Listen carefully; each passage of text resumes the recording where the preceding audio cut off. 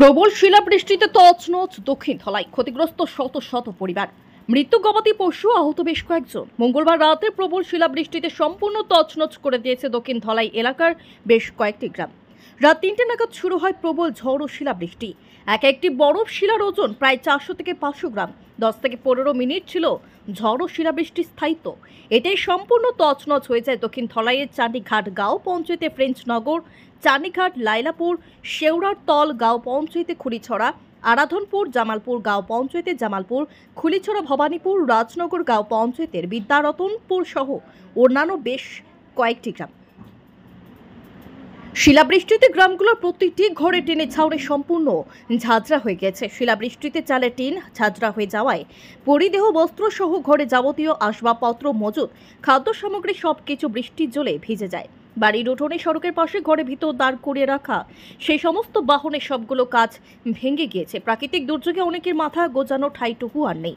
এদিকে ভারতীয় জনতা পার্টি নরসিংপুর মণ্ডলের সাধারণ সম্পাদক প্রীতিশ চন্দ্র দাস সহ দলীয় অন্যান্য কর্মকর্তাদের নিয়ে ক্ষতিগ্রস্ত এলাকা পরিদর্শন করেন। তিনি জানান, ইতিমধ্যেই বিষয়টি রাজ্যের মন্ত্রী তথা শিলচর লোকসভার ভারতীয় জনতা পার্টির মনোনয়নে প্রতিদ্বন্দ্বিতা করা পরিমল শুক্লবৈদ্যকে অবগত করানো হয়েছে কাছাড়ের জেলা শাসককেও। খুব শীঘ্রই ক্ষতিগ্রস্ত মানুষদের সহায়তার ব্যবস্থা করা হবে উল্লেখ করেন তিনি।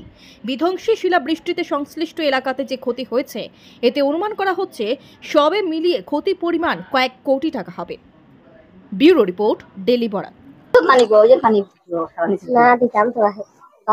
দেওয়া লাগে না, আমি না আস্তা দিন না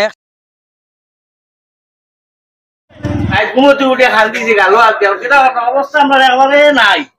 আমার ঘর হান কোন কিনতে পাঠিয়েছে সকল মরছি ঘর গাছে তখন 2000 কুইন্টাল বাচ্চা গ্রুপ রে হিল করতে বাচ্চা তুই তাও পারে না ওই না বাতে চারপাল লইয়া তে আইছি সবে ফালাম করে নিছে আর আইয়া মোটামুটি জানটা বাঁচাইছে খালি তে একবার হাতে একটা বর্ষা মাথা মাঝে হইয়া মোটামুটি মাথাতে একটা বেদনা সদনা হইছে একটা তার মতন উপায় নাই আর তোরকু তারা দিতরা তো খাইয়া আর গড় দরজা তো আর কোনো উপায় নাই।